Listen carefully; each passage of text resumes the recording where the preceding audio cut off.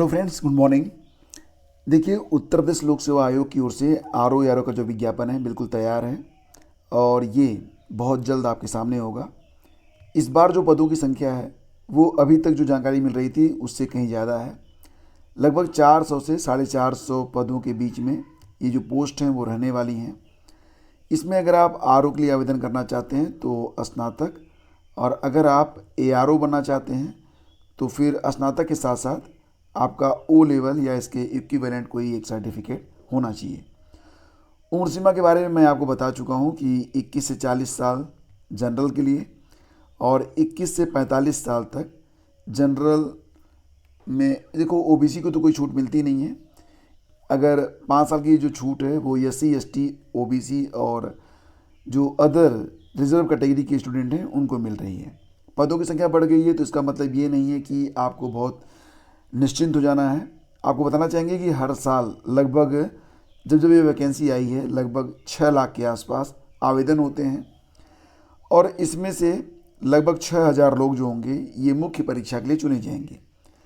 तो यहाँ पर जो लड़ाई है वो ये है कि ये जो 6,000 लोग हैं इसमें आपको शामिल होना है मुख्य परीक्षा के लिए। देखा जाए तो GS और जो हिंदी है, ठीक है, 3 चीज़ें यहाँ पर इम्पोर्टेंट हैं प्री क्वालिफाई करने में, GS और हिंदी। साथ ही साथ अगर मेंस क्वालिफाई करना है तो GS, हिंदी और ए से आपको अच्छे से तैयार करना पड़ेगा। सिलेबस के बारे में ऑलरेडी मैं आपको बता चुका हूँ, फिर भी मैं आपको बता देता हूँ कि यहाँ पर जो आपकी प्रारंभिक परीक्षा होगी उसमें 2 पेपर होते हैं। जो पहला पेपर होगा 140 नंबर का होता है, 2 घंटे का, 140 प्रश्न, नेगेटिव मार्किंग भी रहेगी। GS का पेपर होगा, सारे प्रश्न MCQs रहेंगे। और यहाँ पर जो टॉपिक है GS के अलावा इसमें सामान्य बौद्धिक क्षमता यानी कि रीजनिंग, उत्तर प्रदेश की शिक्षा संस्कृति, कृषि, उद्योग, व्यापार, रहन सहन और सामाजिक प्रथाओं के बीच जो जानकारी होती है वो सारी चीज़ें आपको यहाँ पर इसी से संबंधित जो प्रश्न हैं वो पूछे जाते हैं। इसके अलावा 1 घंटे का पेपर हिंदी का भी रहेगा, लेकिन इसमें आपको 30 मिनट लगते हैं। आधे घंटे का पेपर मान के चलो। इसमें क्या होता है, विलोम होता है, वाक्य और वर्तनी शुद्धि होती है, अनेक शब्दों के लिए एक शब्द, तद्भव तत्सम, विशेष्य और विशेषण, पर्यायवाची शब्द। तो अगर आप इन दोनों में मिला के 140 प्रश्न ये हो गया और 60 ये हो गया, अगर आप इसमें कम से कम 135 प्रश्न सही सही कर लेते हैं तो आप प्री है वो क्लियर कर लेंगे। ठीक है, तो 200 अंकों पर आपकी प्री की जो मेरिट होगी बनेगी। हालांकि जो आपकी जो फाइनल मेरिट होगी वो 400 अंकों पर होती है, यानी कि आपका जो मेंस होता है वो 400 अंकों पर होता है। और इसमें भी अगर आप कम से कम 250 तक टारगेट बना के चलें तो आप मेंस को भी क्वालिफाई कर सकते हैं। लेकिन यहाँ पर जो लड़ाई होती है वो काफ़ी कठिन रहती है।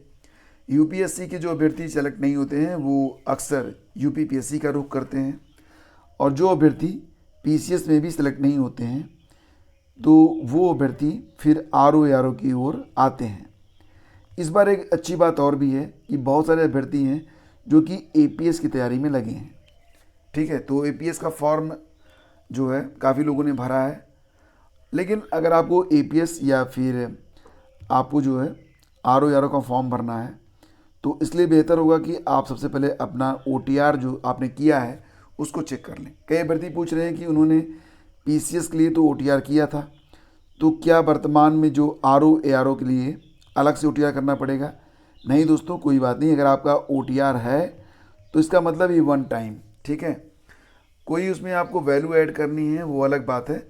अगर आपके पास कोई नया सर्टिफिकेट आ गया है तो वो आप एडिट कर सकते हैं, नहीं तो ओटीआर तो आपके पास ऑलरेडी है। ठीक है, तो पीसीएस वाला ही ओटीआर होगा, इसमें आपको नया ओटीआर करने की ज़रूरत नहीं है।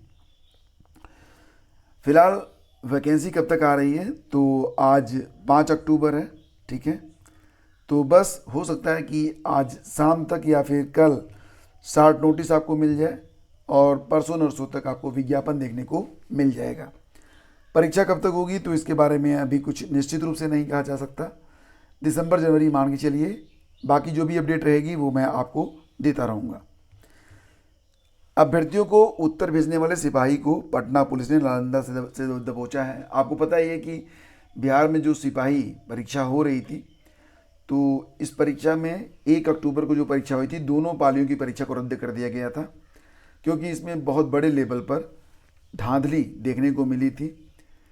मोबाइल के माध्यम से नकल करवाई जा रही थी और आंसर की वायरल हो गई थी। तो पुलिस ने यहाँ पर सालवर गैंग का जो सरगना है उसको गिरफ्तार किया है। वो भी एक पुलिस सिपाही ही है। सिपाही भर्ती परीक्षा में फर्जीवाड़े के सरगना को पुलिस ने बुधवार को गिरफ्तार किया है। कंकड़बाग पुलिस ने नालंदा से सिपाही कमलेश कुमार को दबोचा है। बेसिकली ये जो कमलेश कुमार है 2021 में ये सिपाही बना है और अपने बहनोई की हेल्प कर रहा था और कुछ और लोगों की। ठीक है, यहाँ पर लिखा गया बहनोई को पास करने के लिए भेजी गई आंसर की। फिलहाल काफ़ी मतलब कि बड़े लेवल पर चीज़ें पकड़ में आई हैं और लगभग 16 लाख रुपए सालवर गैंग के बैंक अकाउंट में जो हैं उसको फ्रीज कराया गया है। 18 मोबाइल, 2 माइक्रो प्रिंटर, 5 वाहन, आंसर सीट, परीक्षा से संबंधित 4 पेज का महत्वपूर्ण कागजात। फिलहाल जानते हो क्या होता है, बुरे काम का बुरा नतीजा। नौकरी तो गई, अपनी भी नौकरी गई, दूसरों को नौकरी क्या दिलाएंगे। इसलिए जब भी कोई भी व्यक्ति ना कोयले की दलाली करता है, हाथ तो काले होने ही हैं और बुराई तो लौट के आती ही है। फिलहाल यहाँ पर एक न्यूज़ और भी है कि भर्ती परीक्षा की फर्जी तिथि सोशल मीडिया पर वायरल हो रही है। आपको सावधान रहना है। सिपाही भर्ती परीक्षा की नई तिथि को लेकर बुधवार को सोशल मीडिया पर सूचनाएं प्रसारित होती रहीं, लेकिन केंद्रीय चयन पार्षद सिपाही भर्ती ने कहा कि ऐसा कोई पत्र जारी नहीं किया गया है। इसकी जांच होगी और दोषियों के खिलाफ कार्रवाई की जाएगी। और देखो फ्रेंड्स, स्नातक के बाद नौकरी न मिलने पर क्या करे युवा। तो देखो बहुत सारे अवसर हैं, ज़रूरी नहीं होता है कि हर व्यक्ति बस गवर्नमेंट जॉब की ओर ही जाए। अगर देखा जाए तो लगभग 6 से 8% लोगों को ही गवर्नमेंट जॉब मिल पाती है, यानी कि 100 में से 92 लोग ऐसे होते हैं जिनको प्राइवेट सेक्टर में ही जॉब करना पड़ता है। तो यहाँ पर देखो आपके पास कोई अगर 2 चीज़ें हैं। मैंने आप लोगों से कहा था कि गवर्नमेंट जॉब इम्पॉसिबल नहीं है, लेकिन सबके लिए पॉसिबल भी नहीं है। अब जैसे अगर बात करें यहाँ पर आर के बारे में ही, तो निश्चित रूप से 6 लाख लोग आवेदन भरेंगे और लगभग कई लाख लोग जो है कोर्स खरीदेंगे, लेकिन अंततः 400 लोगों को ही सचिवालय में पहुँचना है। और ये जो सारे पद हैं ये आर के ही नहीं होंगे और सभी लोग सचिवालय में ही नहीं रहेंगे। आर के जो पद होते हैं वो अलग अलग जगहों पर भी होते हैं। मेरा कहने का मतलब यहाँ पर ये बन रहा है कि बहुत सारे सेक्टर हैं, उसमें आपको जॉब की तलाश करनी चाहिए। अगर गवर्नमेंट जॉब आपको नहीं मिल पा रही है तो कोई बात नहीं है, आपको जो है अदर सेक्टर की ओर भी देखना चाहिए।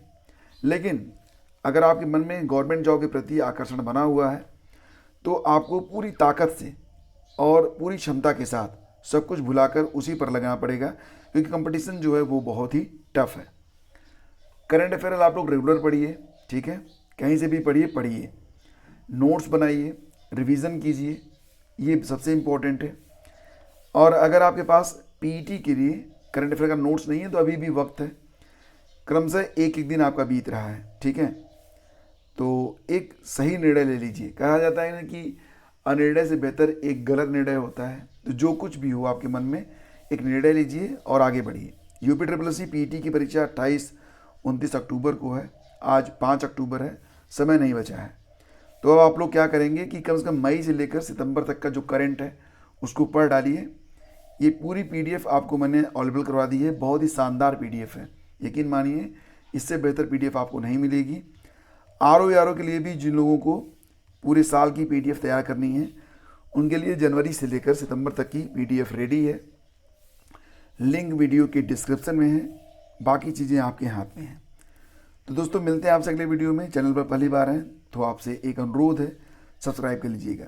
Thank you.